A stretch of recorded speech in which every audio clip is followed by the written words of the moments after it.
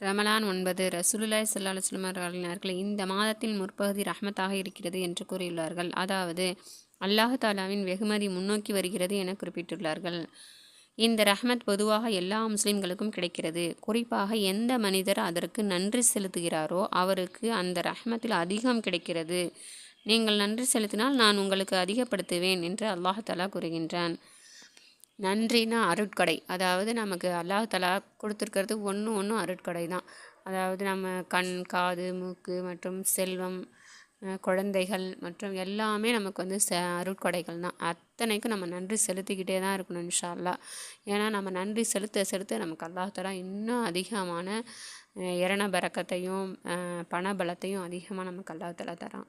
இன்ஷா அல்லாஹ் இந்த நோன்பு நாளையில் அதிகமாக அல்லாஹ்வுக்கு நன்றி செலுத்தி நம்ம ஒன்று தெரிஞ்சுக்கிட்டோம்னா நம்ம பிள்ளைங்களுக்கும் நம்ம ஏதாவது சந்தோஷமாக இருக்கா அல்லாஹ்வுக்கு நன்றி செலுத்து.